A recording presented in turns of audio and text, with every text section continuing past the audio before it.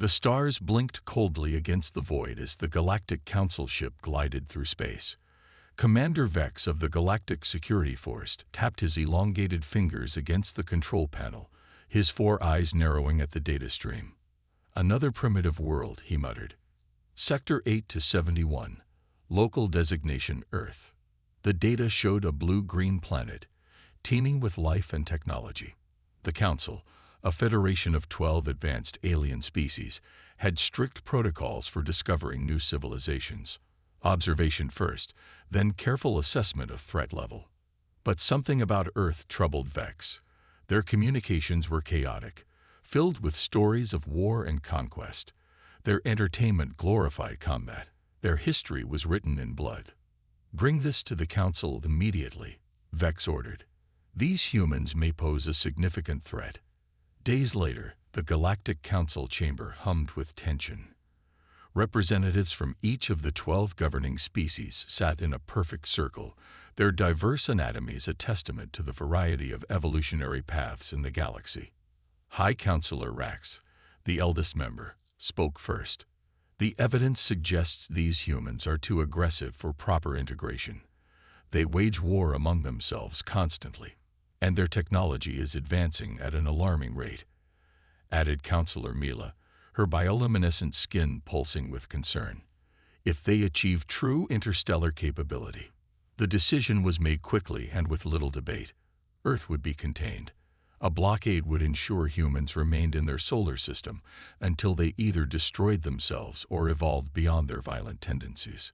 Unaware of this judgment, Captain James Reed of the Earth ship Pathfinder prepared for humanity's first jump beyond the solar system. After decades of theoretical work, humans had finally cracked the secret of faster-than-light travel.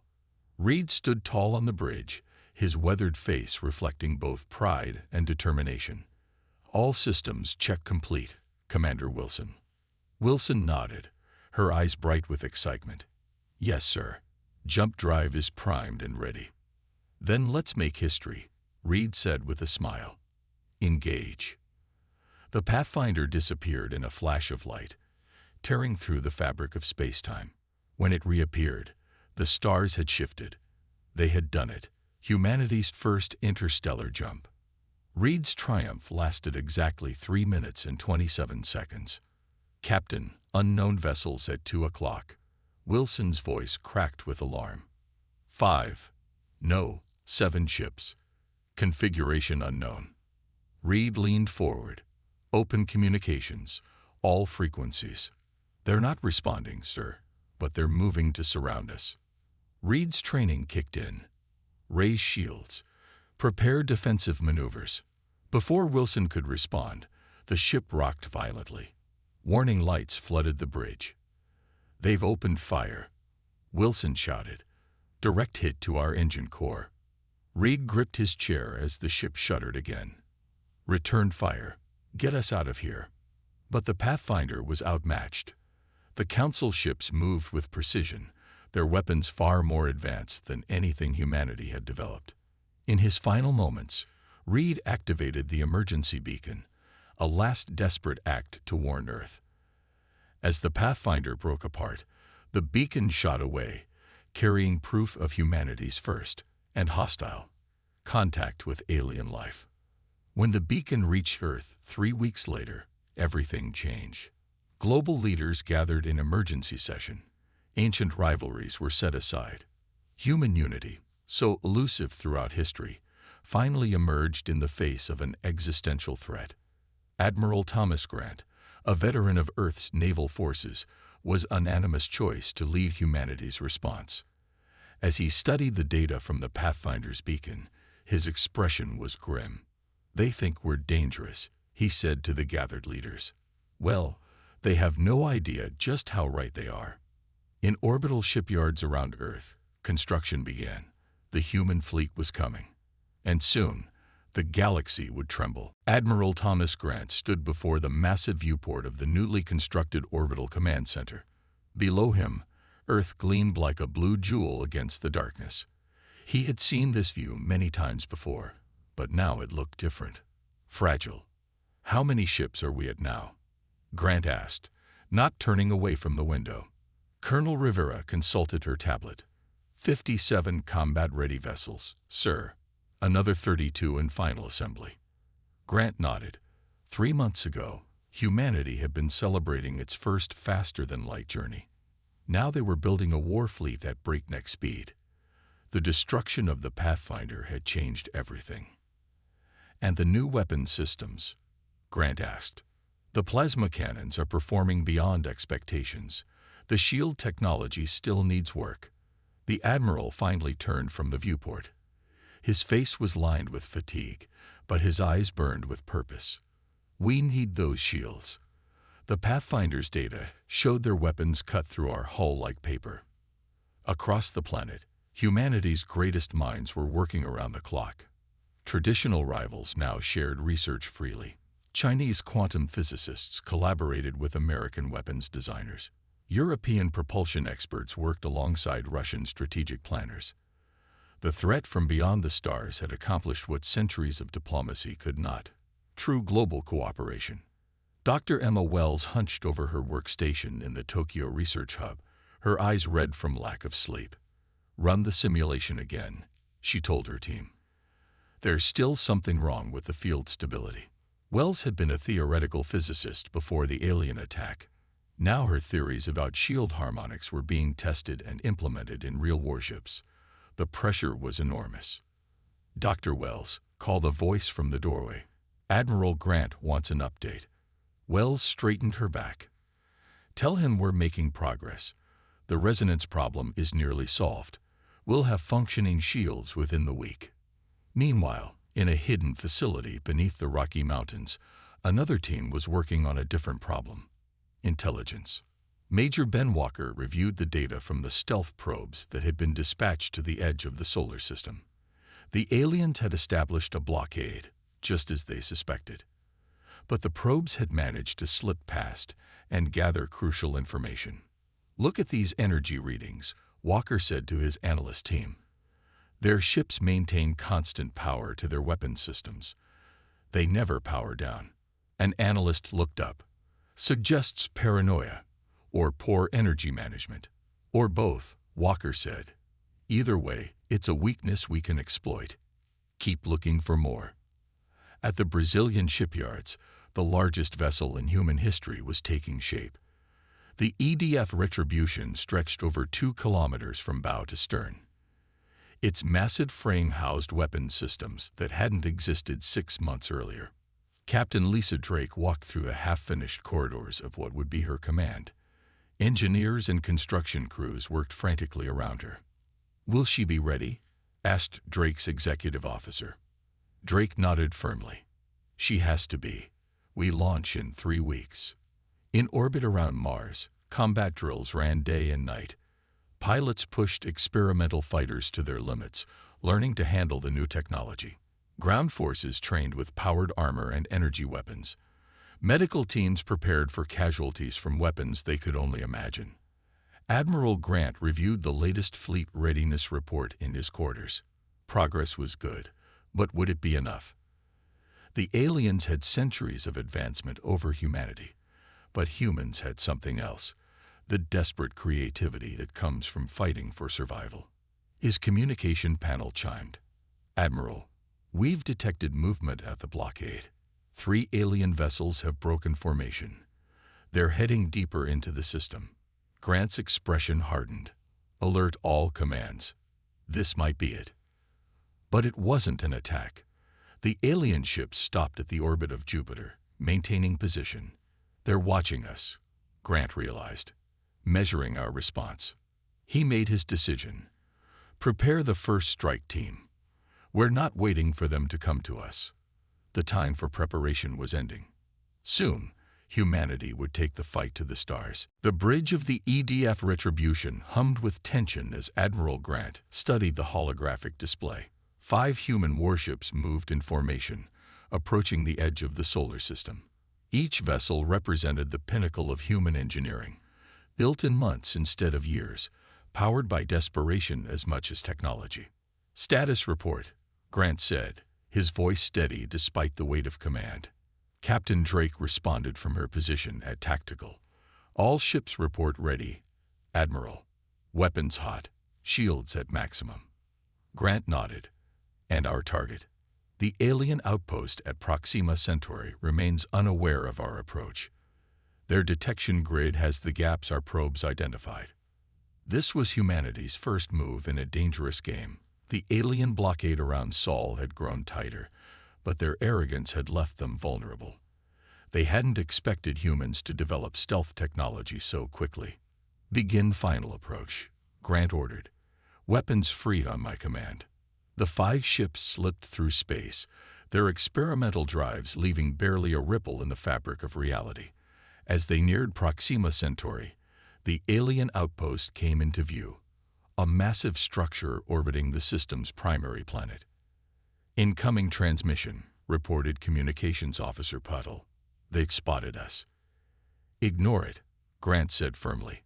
Battle stations. Across all 5 ships, crews moved with practiced precision.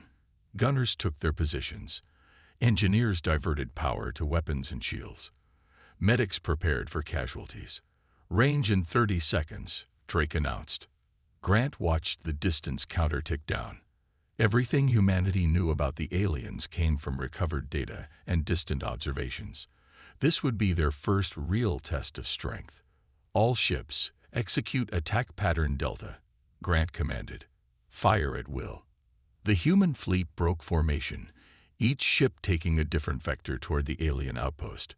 The EDF Retribution led the charge, its main guns blazing with blue-white energy.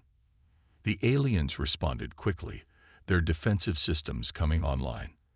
Energy beams lanced out from the outpost, catching the smallest human ship, the EDF Dauntless, on its port side.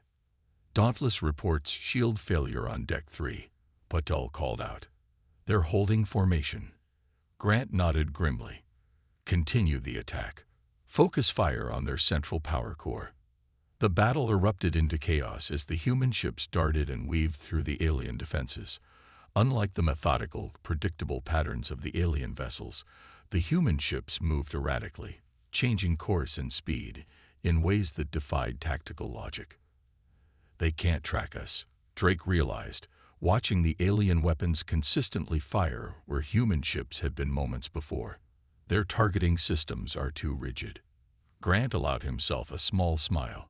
Then let's show them how humans fight. He opened a channel to all ships. Execute maneuver Crazy Ivan. The human fleet suddenly reversed course, spinning on their axes to bring their aft weapons to bear while their forward momentum carried them backward. It was a dangerous, desperate move that no proper military would attempt. Exactly why it worked. The alien outpost's defenses faltered under the unexpected assault. Explosions rippled across its surface as human weapons found their mark. Their shields are down, Drake shouted, central core exposed. Grant leaned forward. All ships, concentrate fire. Everything we've got. 5 streams of energy converged on the alien structure's heart. For a moment, nothing happened. Then light erupted from within the outpost, growing brighter until it outshone the nearby star. Clear the blast radius, Grant ordered. Emergency jump now. The human ships vanished in flashes of light, just as the alien outpost exploded, sending debris hurtling through space. When they regrouped at the predetermined coordinates, the damage was clear. The EDF Dauntless was limping, its hull scorched and breached in multiple places. The other ships showed varying degrees of damage. 23 crew members were dead, dozens more injured. But they had won. Humanity's first battle against the aliens had ended in victory. As the fleet set course for home, Grant stared out at the stars. The galaxy now knew humans could fight back. The question was, how would the aliens respond? The victory celebration lasted precisely 3 hours before reality set in. Admiral Grant stood in the war room, surrounded by Earth's highest military leadership as they watched footage of the alien outpost's destruction for the 12th time. It was a good hit, General Martinez said, nodding appreciatively. Clean and effective, but not without cost, Grant replied, looking at the casualty report. 23 dead. Each name weighed on him. And this was just an outpost. Their full fleet will respond differently. The room fell silent as the implications sank in. Humanity had bloodied the enemy's nose, but awakened a giant in the process. A young lieutenant burst into the room. "Admiral, we're detecting an unidentified signal. It's directed specifically at you, sir." Grant's eyebrows rose. "Source? Unknown, sir, but it's using our own encryption protocols. Someone gave them our codes." The war room erupted in accusations of spies and traitors until Grant raised his hand for silence. "Put it through," he ordered. "Full security protocols." The main screen flickered to life, revealing a figure unlike any alien humans had encountered before. It had a smooth, pale blue skin and 4 articulated arms. Its eyes, 3 of them, blinked in sequence rather than together. "Admiral Grant." The alien spoke in perfect English. "I am Representative Tull of the Veldari Confederation. We need to speak. Privately." 2 hours later, Grant sat alone in a secure communications room, staring at the alien. The Veldari had explained much. They were one of the 12 species on the Galactic Council, but had opposed the blockade of Earth from the beginning. "The Council is not united in this action against your people," Tull explained. "Many of us see the containment policy as dangerous and short-sighted." Grant's eyes narrowed. "Yet you said nothing when one of our ships was destroyed." Tull's skin darkened slightly. Embarrassment, perhaps. "Politics in the Council is complex. We could not openly oppose the majority faction. But now, after your strike on their outpost, things have changed." "How so?" "You've proven humans are more dangerous than expected. Some council members are calling for your complete extermination." Grant tensed. "And what do the Veldari want?" "Alliance," Tull said simply. "The council has grown stagnant, Admiral. It enforces conformity rather than celebrating diversity. Your species, so adaptable, so unpredictable, may be exactly what the galaxy needs." Grant leaned back, studying the alien carefully. "This could be a trap." "It could," Tull agreed.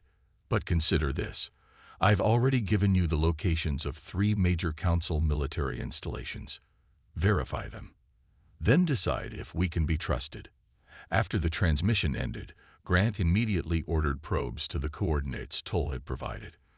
Meanwhile, he kept the contact secret from all but his innermost circle. Captain Drake found him in the observatory deck the next day, staring out at the stars. "The probes confirmed it," she said quietly. "The installations are exactly where the Veldari said they would be." Grant nodded slowly. "What do you think, Lisa? Can we trust them?" Drake considered the question carefully. "Trust is a strong word, but a tactical alliance? That might be worth the risk." A week later, a small human ship met with a Veldari vessel in the shadow of Saturn's rings. Grant led the delegation himself, against the protests of Earth's Security Council. The meeting chamber was neutral, half designed for human comfort, half for Veldari physiology. When Grant entered, Tull rose from a curved seat, all 4 arms extended in what must have been a gesture of greeting. "Admiral Grant," the alien said, "this is a historic moment." Grant stepped forward. "Let's be clear. I'm here because Earth needs allies. But trust will have to be earned." Tull's 3 eyes blinked in sequence. "Of course. Perhaps we can start with an exchange of information." As human and Veldari delegations began their cautious discussions, neither was aware they were being observed. From the darkness of space beyond Saturn, a council ship recorded everything. The galaxy's political landscape was about to shift dramatically. High Counselor Rax pounded his ceremonial staff against the polished floor of the council chamber. The sound echoed sharply, but failed to quell the angry voices of the assembled representatives. "Order," he demanded, his aged voice carrying surprising strength. "The council will have order." The chamber gradually quieted, though tension remained thick in the air. 12 species were represented here, the ruling powers of the galaxy for millennia. Never before had they faced such discord. "The evidence is undeniable," Rax continued. The Veldari have betrayed this council. They have formed an alliance with the humans. Representative Tull stood calmly in the center of the chamber, all four arms relaxed at his sides. We prefer to call it opening diplomatic channels, High Counselor. You shared classified military information with a quarantined species, hissed Counselor Mila, her bioluminescent skin flashing angry red patterns. A species you intended to exterminate, Tull replied evenly. The Veldari cannot support genocide. The word hung in the air like a weapon. Several council members shifted uncomfortably in their seats. Representative Dorn of the Criteri stood suddenly. The Veldari are not alone in their concerns. The humans have shown remarkable restraint given our actions against them. Restraint, laughed Commander Vex from his position near the wall. They destroyed an entire outpost. After we destroyed their exploratory vessel, Dorn countered. What would any of us have done in their position? More voices joined the debate. The council chamber, designed for measured discussion and consensus, had become a battleground of ideologies. Meanwhile, across the galaxy, humanity wasn't waiting for the council to reach a decision. With information provided by the Veldari, Earth's fleet had established forward bases in 3 strategic systems. Human ships now patrolled these areas alongside Veldari vessels. Admiral Grant stood on the bridge of the newly constructed station in the Ta Ceti system, watching as ships from both species maneuvered in joint exercises. The Veldari pilots are learning quickly, observed Captain Drake. They've adopted several of our formation patterns. Grant nodded. And we're adapting their shield technology. This alliance has benefits for both sides. A communications officer interrupted. Admiral, we're receiving transmissions from the Criteri and Novathar governments. They're requesting direct talks with Earth. Grant exchanged a significant look with Drake. The Council is fracturing faster than we expected. Within days, representatives from 4 alien species had arrived at Ta Ceti Station. The Veldari, Criteri, Novathar, and Zenith all expressed interest in forming what they called a new alliance with humanity. The old council structure has become rigid and fearful, explained the Criteri representative, a tall being with iridescent scales. Your species has shown us there are other ways to approach galactic security. As these diplomatic talks progressed, human military doctrine was spreading through Allied forces. The aliens, accustomed to formal battle formations and predictable tactics, were fascinated by humanity's chaotic approach to warfare. In a training simulation, a young human lieutenant demonstrated to a group of Zenith officers how to use asteroids for cover during an attack run. But the maneuver has only a 62% success probability, protested a Zenith commander. The lieutenant grinned. Sometimes that's enough. Unpredictability creates its own advantages. This philosophy, so foreign to species that had evolved in a stable council system, was revolutionary. Allied ships began incorporating human tactical systems, while Earth's vessels adopted advanced alien technology. Back in the council chamber, the division had become formal. 7 species remained committed to containing or eliminating humanity. 4 had joined the human alliance. The Xathri abstained, watching carefully from the sidelines. High Counselor Rax looked out at the fractured council with dismay. Do you understand what you've done? He asked Tull. 10,000 years of unity, destroyed. Tull met his gaze steadily. Not destroyed, High Counselor. Transformed. The galaxy was stagnating. Change was inevitable. As the diplomatic rift widened, military movements increased across multiple sectors. Both sides prepared for what was becoming inevitable, a galactic conflict that would reshape the political landscape forever. The emergency alert blared through every corridor of Ta Ceti Station. Admiral Grant was in the middle of a strategic meeting with Allied commanders when the lights shifted to red. Sir, the communications officer's voice came through with barely controlled panic. Massive fleet movement detected. Council forces have broken through the outer defense perimeter. They're heading straight for Earth. Grant's expression hardened as he looked at the assembled alien representatives. It seems the Council has made its decision. The holographic display in the center of the room updated, showing hundreds of enemy vessels moving in perfect formation toward the Sol system. It was the largest fleet ever assembled in galactic history. "How long until they reach Earth?" asked Captain Drake. 36 hours at their current speed," replied the tactical officer. Grant straightened his uniform. "Then we have 36 hours to save our species." He turned to his allies. "This is the moment we've prepared for. All ships will rendezvous at Jump Point Alpha. We cut them off before they reach Sol." As the Allied commanders hurried to their vessels, Grant contacted Earth. The faces of world leaders appeared on screen, their expressions grim. "They're coming," Grant said simply. "Everything we have needs to be ready." The President of the United World Council nodded. "Project Blackout." "It's time," Grant confirmed. "Deploy the weapon." In shipyards across the solar system, the last of Earth's combat vessels launched. Support craft, fighters, and capital ships formed up in defensive positions. Civilian ships evacuated to shelter behind Jupiter, where massive shield generators had been installed. Meanwhile, the Allied fleet gathered at Jump Point Alpha, the last choke point before Sol. Human ships joined with vessels from the Veldari, Kritari, Novathar, and Zenith. Their combined force was impressive, but still outnumbered by the approaching Council Armada. On the bridge of the Retribution, now the flagship of the human fleet, Grant reviewed the final battle plans. "The Council forces fight with perfect precision," he told his officers. "They've been using the same tactics for centuries. That's their weakness." Drake nodded. "They expect us to do the logical thing, form a defensive line. So we do the opposite." "Exactly," Grant confirmed. "We scatter. We hit them from all sides. No formation, no pattern they can predict."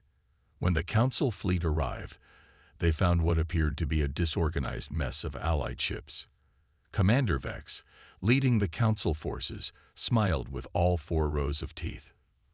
"Primitive tactics," he said to his bridge crew. "They've panicked and broken formation. Press the attack." The massive Council fleet moved forward in perfect unison, weapons charging.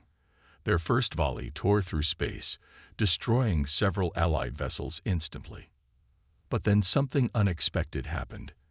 Instead of retreating, the Allied ships darted forward, weaving between the larger Council vessels. Human fighters executed maneuvers that seemed suicidal, diving beneath the firing arcs of enemy weapons. "They're too close for our primary weapons," shouted Vex's tactical officer. "Recalibrating." Grant's voice came over the Allied communication network. "All ships, execute blackout in 3, 2, 1, now." Across the battlefield, every human vessel activated a device that had been developed in secret. A pulse of energy, invisible, silent, spread outward, washing over the Council fleet. For a moment, nothing seemed to happen. Then, one by one, the Council ships went dark. Communication systems failed.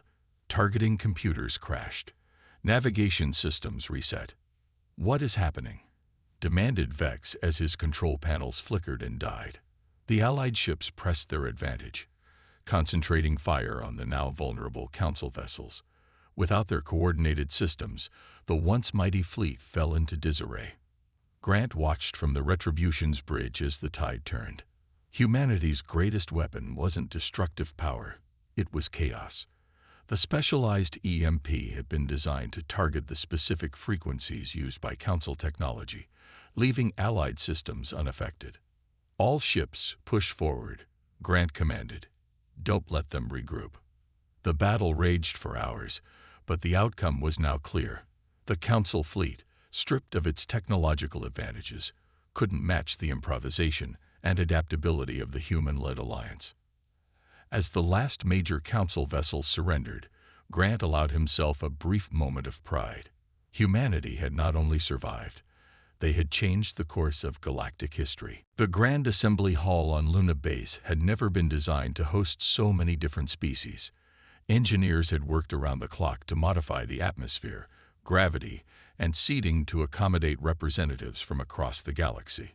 Today would mark the formal end of the old Galactic Council and the birth of something new. Admiral Grant stood at the entrance, watching as delegates arrived. His dress uniform felt stiff after months in combat gear, but appearances mattered today. History was being written. "Nervous?" asked Captain Drake, appearing at his side. Grant offered a small smile. After facing the Council fleet, "This is just paperwork." But they both knew it was more than that. The defeat of the Council forces 3 months ago had left a power vacuum in the galaxy.